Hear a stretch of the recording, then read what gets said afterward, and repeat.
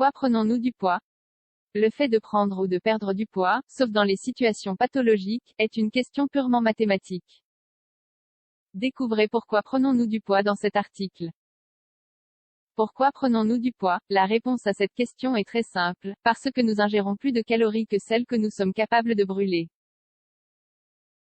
Malgré cette simple équation, les deux variables peuvent être affectées par une multitude de facteurs.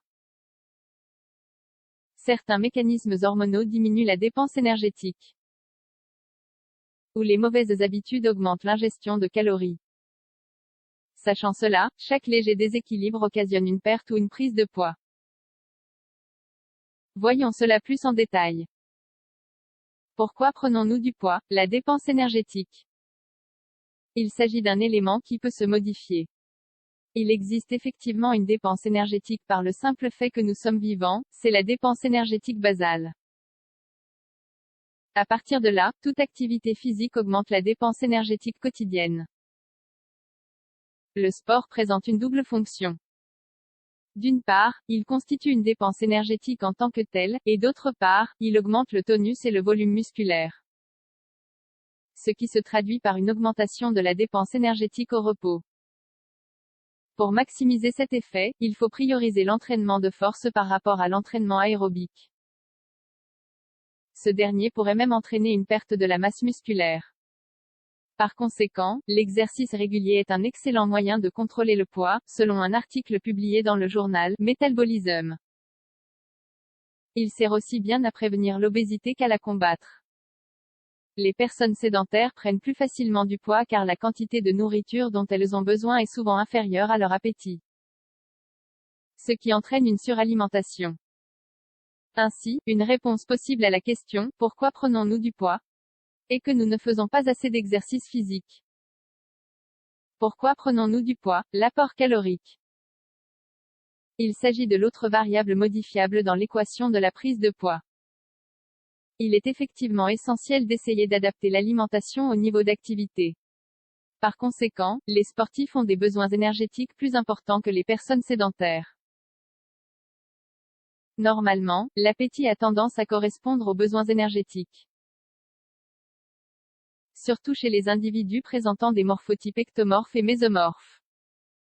Néanmoins, certaines personnes présentent des défaillances dans la régulation de l'appétit. Soit par des déséquilibres hormonaux, hormones thyroïdiennes et grélines, soit par une sous-estimation calorique des aliments. De ce fait, beaucoup de personnes pensent consommer moins de calories qu'elles n'en ingèrent réellement. Ce qui entraîne alors une prise de poids. Il s'agit d'une autre réponse possible à la question « Pourquoi prenons-nous du poids ?»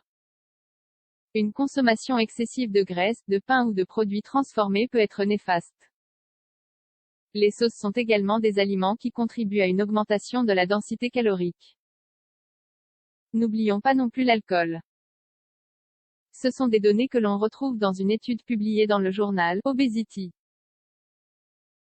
Pathologies associées à la prise de poids. Toutefois, il y a des groupes d'individus qui peuvent grossir malgré une alimentation apparemment saine. C'est le cas, par exemple, de ceux qui souffrent d'hypothyroïdisme. Ces personnes présentent un déficit dans la production d'une hormone qui régule les dépenses énergétiques. Par conséquent, leurs besoins sont réduits et la quantité de nourriture dont elles requièrent est largement inférieure à celle d'un individu qui ne souffre pas de cette maladie.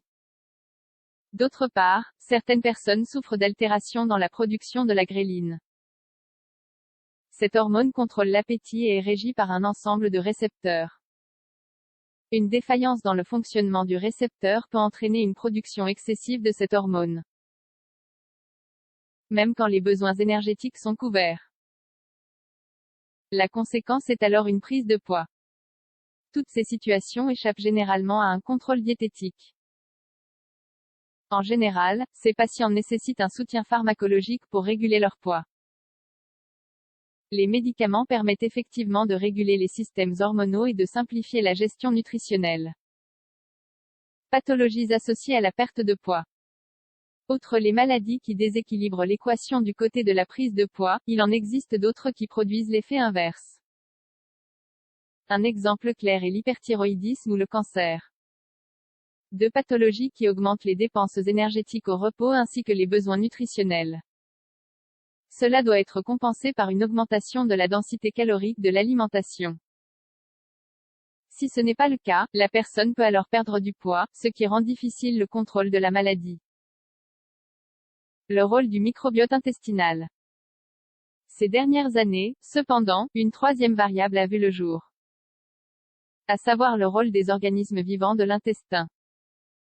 Le microbiote pourrait effectivement avoir un impact considérable sur l'absorption des nutriments et la prise de poids. Les suppléments en probiotiques pourraient alors constituer un tournant dans les stratégies de réduction du poids. Cependant, ce domaine est encore l'étude. Nous prenons du poids à cause d'un déséquilibre énergétique. Le fait de prendre ou de perdre du poids, sauf dans les situations pathologiques, est une question purement mathématique. Si nous ingérons plus de calories que nous en avons besoin, ou que nous sommes capables d'en dépenser, nous prenons du poids. Sinon, nous perdons du poids. C'est pourquoi, l'éducation nutritionnelle est un élément crucial pour prendre conscience du nombre de calories que nous ingérons. Cela évitera ainsi des sous-estimations ou des surestimations de la nourriture que nous consommons. Et facilitera le contrôle du poids et la prévention de maladies complexes.